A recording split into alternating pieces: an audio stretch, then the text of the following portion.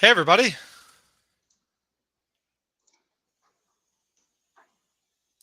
Hi, Michael. Hey, Carlton. Still waiting on Zork. Yeah, he's turned his Long camera on. time. He did. Here he Hey, is. Zork. All right. We're going to kick this thing off in just a minute or two. Let me share this link on Twitter and Discord. It's tie day at Deepwaters. It is. I didn't get the memo. I feel like I kind of want to take mine off. We had a lot of when you can tell how many important calls we have during a day by how dressed up we get. This day was relatively full of important calls.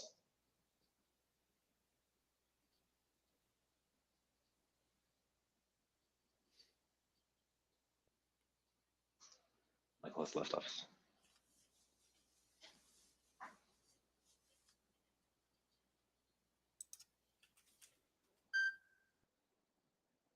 I would. I need to pull this stream up so I can see the chat. I currently don't have the stream up myself.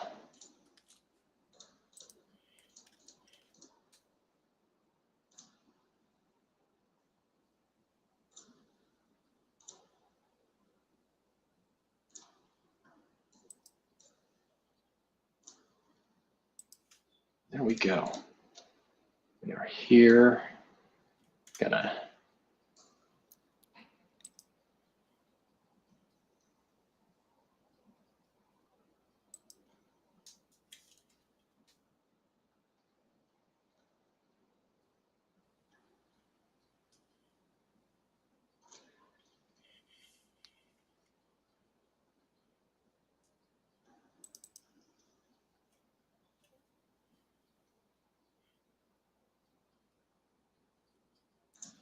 Okay, posted to Twitter and Discord, so people are probably going to be filtering in here.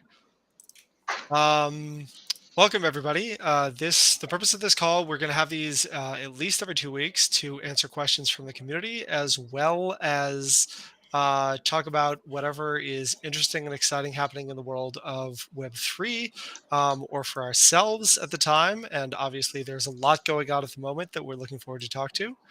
So we're looking forward to kick this thing off in just a minute or two. Probably wait for a couple people more to filter in. Let's do it like this. So I'm going to be answering.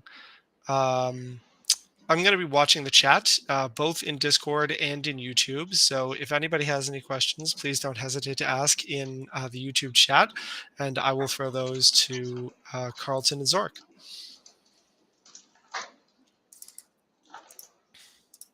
Thank you, Michael.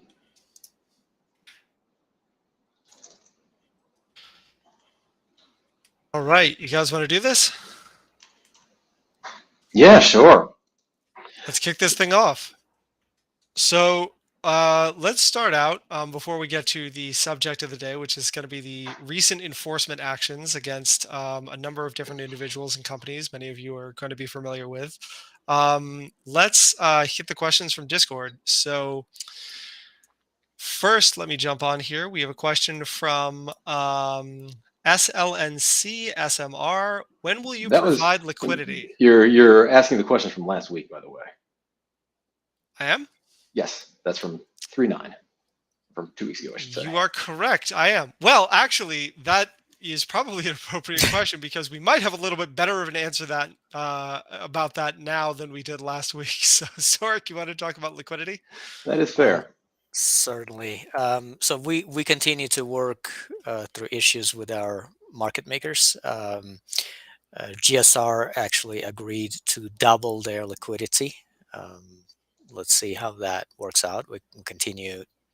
We're not yet satisfied. We'll continue to work with them.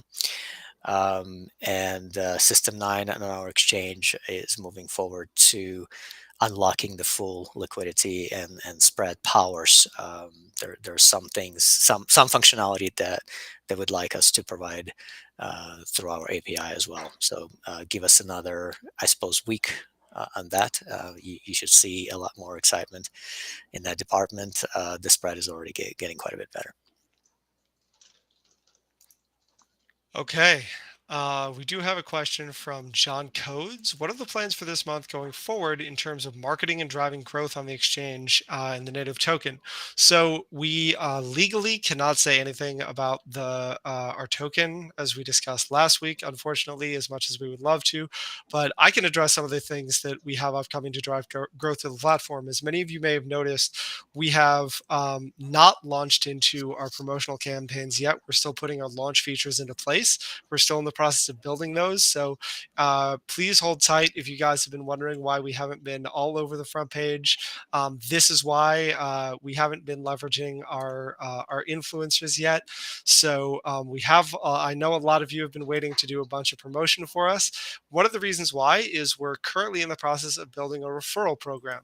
So this will allow anybody who refers anybody, whether it be an influencer, just a fan, a trader, to refer their friends, colleagues, whoever it may be, and earn a certain percentage of the profit from the trading volume from those who they refer to the platform.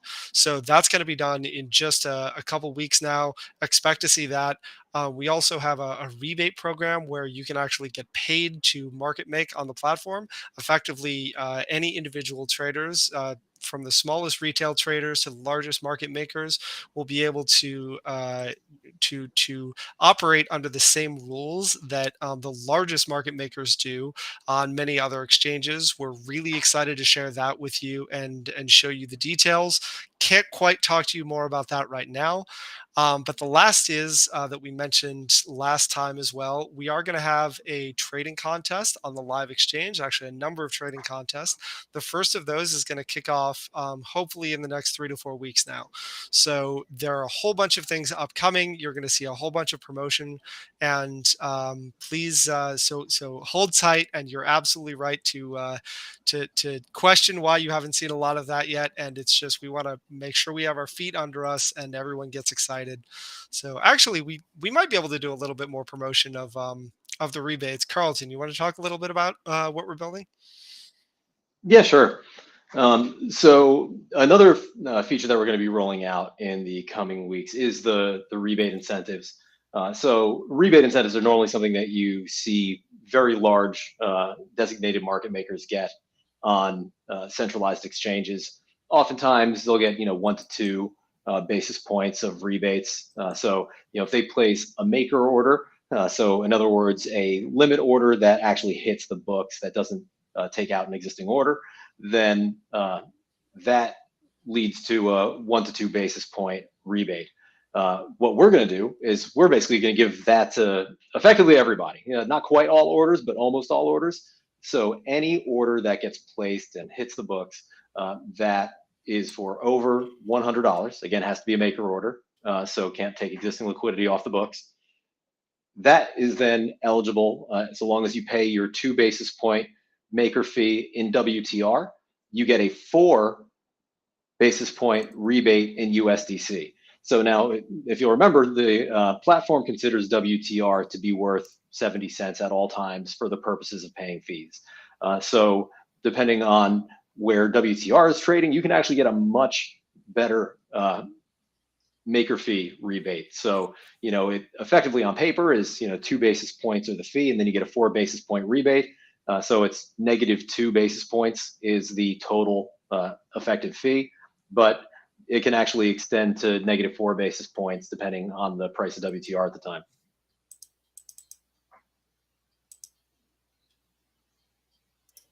Okay, thanks, Carlton. Now that I'm going through, I don't see anything else that I think we haven't answered already. Although, please, don't hesitate to ping anybody in our Discord or in right now if you catch us while we are currently live on the YouTube stream. But let's jump into the item of the day. So we have seen quite a lot of enforcement action, particularly in the United States, in the last couple days.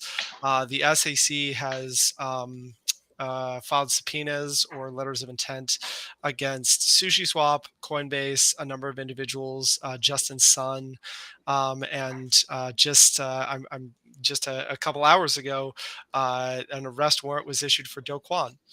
So I'd love to hear your reaction, your thoughts, how this is speaking to the intent of law enforcement agencies regarding Web3 and crypto now and in the future. I know one of the core principles of Deepwaters has been to recognize that this kind of enforcement is coming from the very, very beginning. So this is one of the reasons why we instituted KYC, for instance. We know a lot of these things aren't fun, but we want to make sure that no matter what, all the traders on the Deepwaters platform, as well as ourselves, are never going to be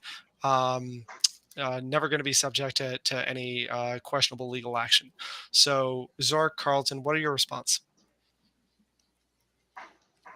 I can take that first.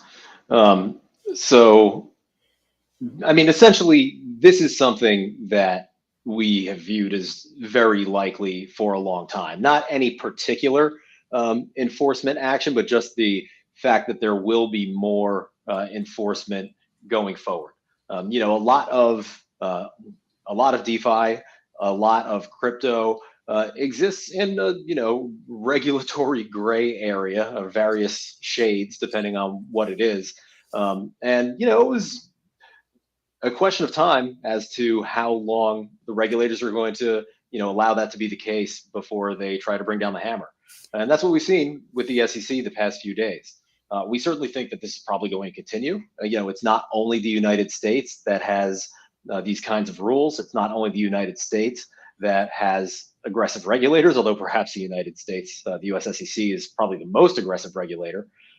So we really, our expectation, although we don't want to see it, is that this type of enforcement is going to continue and likely expand internationally.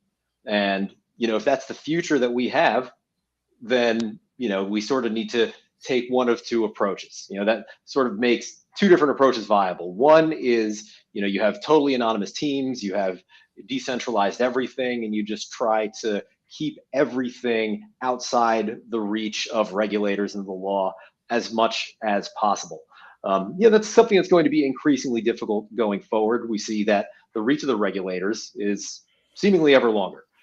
The other thing that you can do is you can try to take the ethos of DeFi, take the ethos of crypto, and bring as much of that into a compliant structure as possible. That's the approach that we're taking. We think that's going to be more viable and less risky long term, and we want to make a product that can survive indefinitely.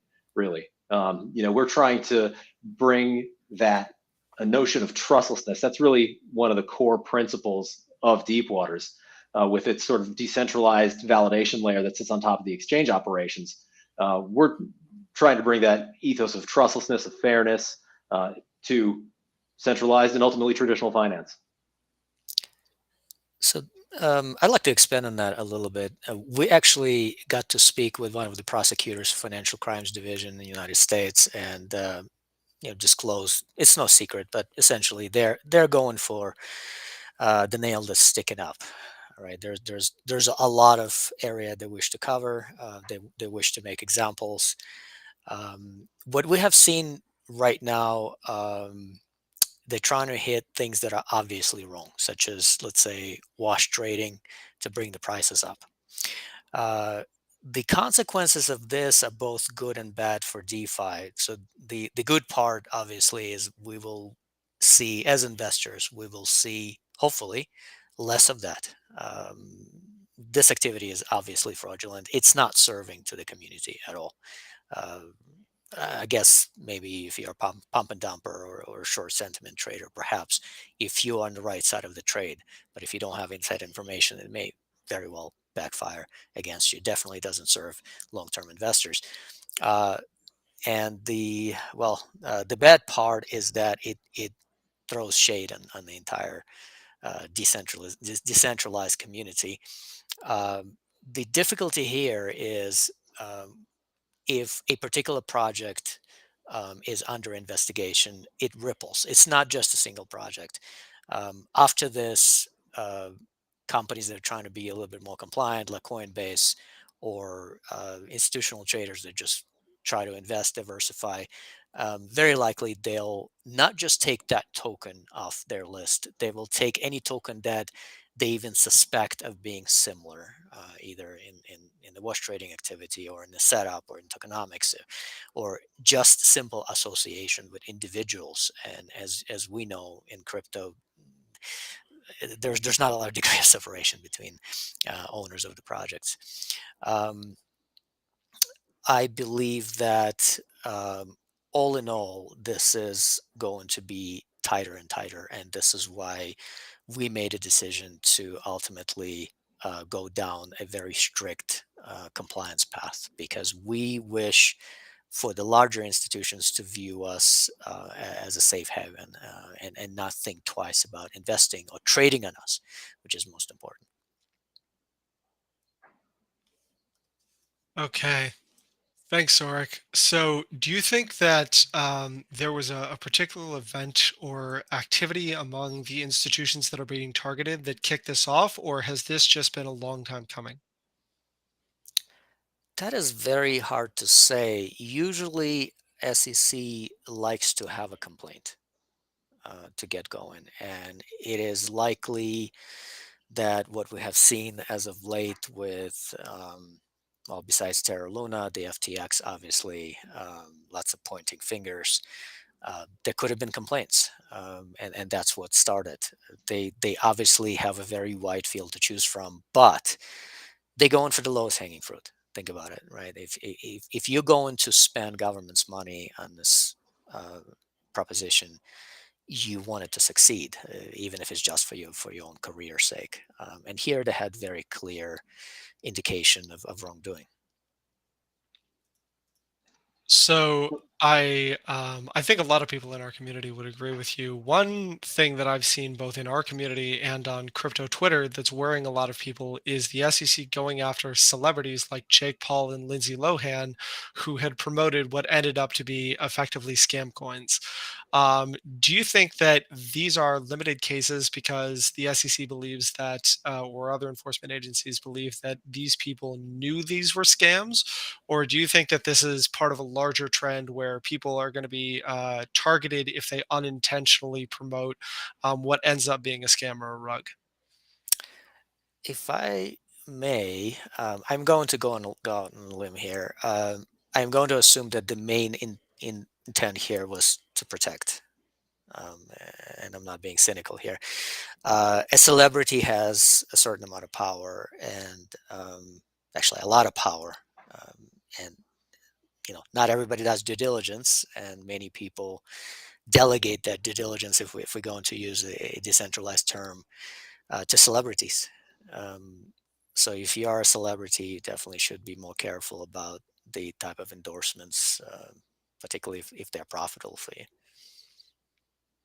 Yeah, I think that, I mean, Zorik brought up a good point, right? In the SEC's mind, it is protecting people. And, to some extent on all these things, or at least a lot of these things, it is. Um, I think that going back to the question of timing, I think that is probably um, a little bit perhaps circumstantial. Maybe they wanted to release a whole bunch of enforcement actions back to back for uh, dramatic effect. So it makes a bigger impact, gets a bit more news, and gets people in the DeFi and crypto communities a little bit scared. Makes them a little bit hesitant. Ultimately, the way these enforcement actions work is, you whack somebody, whoever, whatever mole's sticking their head up the most, that one gets whacked, and then all the other moles change their behavior. They don't stick their head up as much. That's the way that these enforcement actions percolate and create change. They're not going to be able to go after absolutely every single company that is across the line that they are drawing. So, their goal is to make these things, very public, very well known, in order to change people's actions. That's a great point, actually. If we look at actions of SEC just recently, it was a 1, 2, 3 punch. I think that goes back to ROI. They want to achieve maximum effect with minimum investment, and that works best when in public consciousness, right? When you have events that are consistent and close to each other time wise. Makes sense. So we've done a lot of talking about how Deepwaters has, in many ways, created obstacles for themselves or for ourselves by being as compliant, really going as far as we can to make sure that we as an exchange and our traders are as protected and compliant as we possibly can. And it seems like this has validated a lot of those concerns. Where did your intuition to spend the time and energy and effort to go as far as we have to protect ourselves, to be as compliant as we are and as we are trying to be, where did that mission come from? Where were you inspired to really build under this thesis? Well, my um, hmm, I've been in the trading world for a while, and it's not always been very white world, so to speak, right? And probably it's the type of world that pushes its limits as far as it can until the enforcement comes. A lot of times it breaks and it waits to be corrected and maybe just hopes to pay the penalty and go on, or try to make it legitimized and go on, which is what happened with privilege cancellation rights, for instance. Um, I have seen SEC act in a certain way, and I simply didn't believe that they would leave DeFi alone. It's not in their nature. It's also, I look at how people build their careers. They build their careers in high-profile cases, which means that the more successful DeFi becomes, the more it will become a target of regulators unless they can find a way to walk the line. And having understood DeFi and haven't really fallen in love with it, and it has this seductive appeal, right? This democratization and this decentralization, and it's just human nature for us to love that. You also understand that the people driving it will step over the line because they're so excited about it. It's not because they want to break laws. It's not because uh, they want to take people's money and do all these evil things. It's literally because they're so excited. They're geeks, right? We're all maximalists. Geeks are maximalists. We want this to work. We are impatient. We don't want anybody to tell us no. um, so all in all, the trend would be toward overstepping, and on the other end there are people looking to protect, some of them looking to build their careers, some of them looking to boost their causes, whatever they might be, and there's an obvious conflict coming, and we saw that for a very long time. um, at the beginning of this company, we were just started 2 years ago. We were thinking about it. In fact, interesting fact is we started very much on the maximalist path and just sobered up as we saw. We actually went out and we started to talk to people that work in the regulatory world, and the best lawyers in New York City, in Los Angeles, in San Francisco, and we eventually became convinced that the enforcement is coming. It's unavoidable, and we had to make a decision: do we want to go the rabbit route or the tortoise route? Right? Do we want to kind of get it all fast, but have a limit to our growth, or do we want to walk the path that has no limit in the future? And we decided that we do want to ultimately welcome large institutions as our clients. We ultimately want to leave open such things as being registered and creating a certain moat around us in a jurisdiction such as US and Australia and Japan, UK. Um, which is, if you talk to Warren, like listen to Warren Buffett, he loves that. He says you should build companies with moats. Then we should do what we have done. I have no regrets. We have been um, validated yet again. It does seem so. So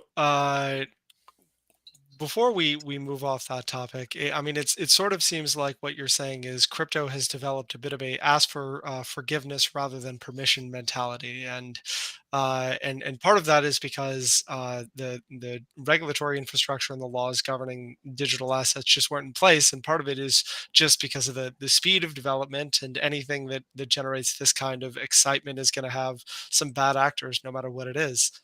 But we've talked a lot in the abstract about what we are doing here at Deepwaters to ensure our own compliance, the compliance of the traders on the platform, and make sure that everyone is safe, both from us and from everybody else out in the world who may be looking to do them harm, or just accidentally ending up on the wrong side of the law.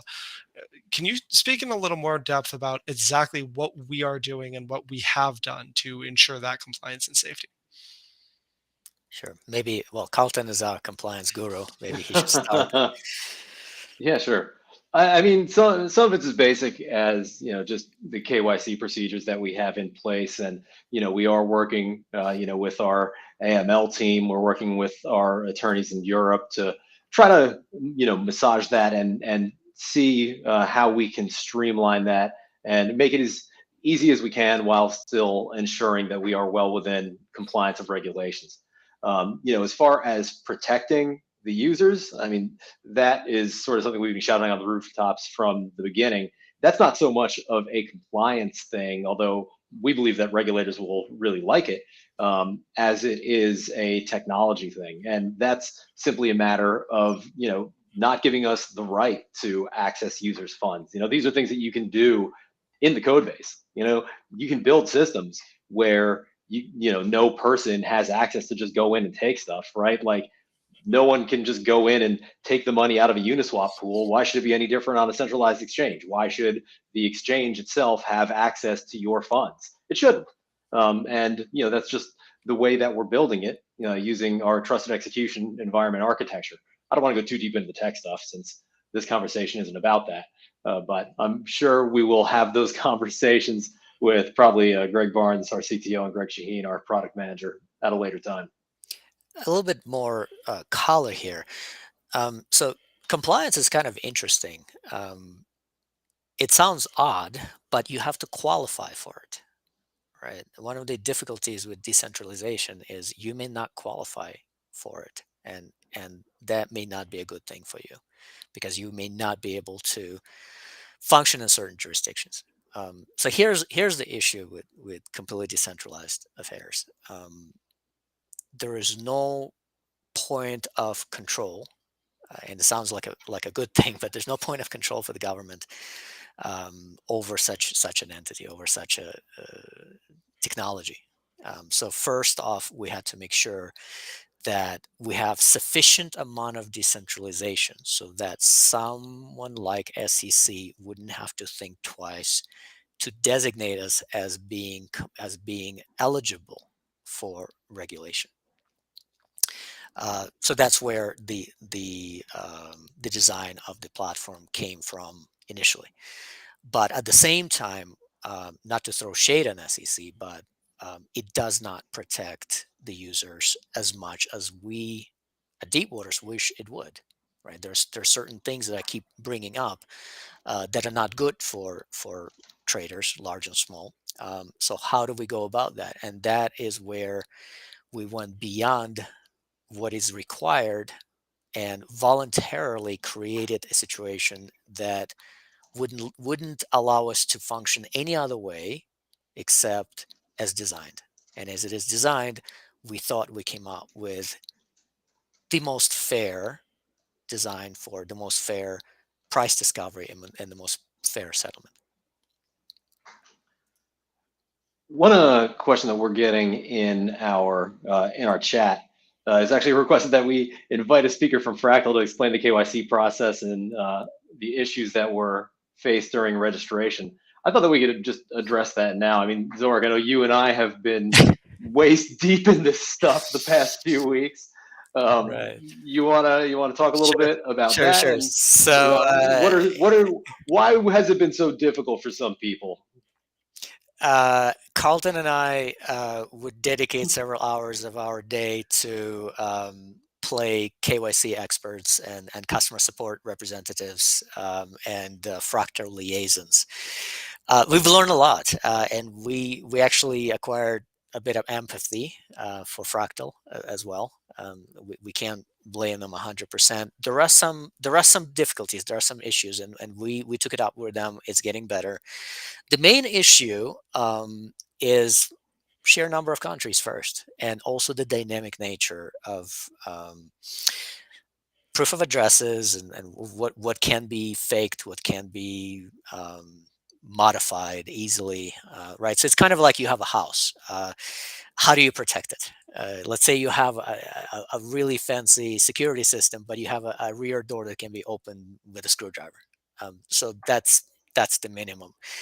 So we have to worry about the screwdrivers. The difficulties were in understanding uh, which IDs were legit. There are some IDs that just point to a number in a database. It could be anybody, right? Some IDs that could be just created very easily with graphical tools. And then don't forget that we also started with full sort of proof of address as well. So that creates even more problems because, uh, well, uh, some people unfortunately do not have a lease, or some people do not have a bank account, or some people have a lease but it's in their uh, relative's name or their roommate's name. So we started as geeks, right? We started a little bit on the idealistic side. We figured, what is the proper way to make sure that a particular person is who they say they are? And perhaps we went a little bit too far in that respect. Yeah, I mean, I shouldn't say probably. We definitely did for, to some extent, and we see that now. Now that we're taking more time to work with the AML experts that we have, and to work with our attorneys, and to bring a little bit more nuance. We initially, mostly for the sake of ease, we just put everybody under the same approach, which is everybody needs to do the basic ID check, the liveness check, and then the proof of address. And like Zora said, the proof of address is really hard for people in a lot of different places. So we went with in collaboration with our AML team. We went through and they created a list of essentially risk in many different factors, according to like 14, 18 different factors, something along those lines, and scored the risk associated with each country, the financial risk associated with each country, bucketed them into low, medium, and high. And in a few weeks, we'll be rolling out the new KYC structure that allows for that differentiation. So if you're in a low, medium risk country, you'll be able to pass our KYC with just an ID and a liveness check, which hopefully is going to be a lot easier for a lot of people. It'll also, I should add, allow us to pass a lot of people who are currently in the KYC backlog. There's a lot of people who did fine with their ID, have their liveness check, but were not able to provide a passable proof of address. So hopefully a lot of those people will be approved once we get that structure in place. So translation, we expect thousands more users in the next weeks, I'm hoping, and a lot less pain going forward. We have learned. So we're going toward the norm, which is what Coinbase is doing, a lot of other exchanges are doing. All right, thanks, guys. I do want to. I have a one or two more questions to get to about the recent enforcement actions before we cut for the day. But what was most obviously coming in your mind, and what was most surprising to you about the recent or current? I'm seeing more headlines literally in the last hour. But what's been most surprising, and what have you do you think was very obvious that we should have all seen it coming? I mean, I can take that one first. I mean, the most obvious, well, now that I realize that, Do Kwon was just charged, that would probably be the most obvious in my mind. But that aside, let sort of the low hanging fruit. I really, I think a lot of it's been obvious. It's difficult for me to say, if I think the Tron Justin Sun news is more surprising than the sushi swap. I mean, the SEC has been saying for a long, long time that it thinks that a bunch of tokens are securities. And when they have evidence of something like wash trading, which can only serve one purpose, then it's reasonable to understand that they're going to go after that. They given the stances that they've taken, they're going to go after all the situations like that they can. On the other hand, Sushi Swap DeFi has existed in a totally unregulated space, just sort of do what you want, laissez-faire attitude. And again, like it or not, the regulators, it's an easy target for them. They're absolutely going to go after that and continue to do so, and I expect to see more of that over time. I don't want to see more of it over time, but I just expect that it'll occur. I'm quite surprised by the Coinbase news. I think that Coinbase has really gone above and beyond to make sure that they cross their T's and they dot their I's. And I think that I think that the SEC does not have a good case against Coinbase in many of the areas that they're discussing in the Wells notice that they were served. But additionally, I think that the SEC is doing this as something of a signal. I think that Gary Gensler does not like crypto. He's made that perfectly plain. And he wants to send a notice that no one is safe. Is no one safe? No. There is absolutely a way to make crypto fully compliant, even in the United States. And again, I think Coinbase has a good case. I would agree. I'm maybe not as surprised about Coinbase. It's very easy to get into conspiracy mindset, but maybe the banks do not want yield-bearing instruments in crypto because That's a of good point. perhaps again, I hate to say this because I sound like a conspiracy theorist, which I don't appreciate, but the banks it could have been sort of kind of like this SVB. The banks are a little bit in trouble right now, right? Because the interest rates went up. Some of them had to sell their bond holdings at a huge loss because of that. Because as you know, the bond value starts to drop. It's inversely proportional to the interest. And banks being in trouble and needing more deposits, perhaps that was a way to encourage more of that. In fact, I think that's a better deal if you can get I don't know if you can get a 5% CD, but it's a great deal if it's FDIC insured. I know that you can get a 5% CD because one of my family members was just talking about getting Oh, one. I mean, Jesus, right? I would have killed for that about 2 years ago. Um, so that's Coinbase. It's less likely to succeed because I actually followed that.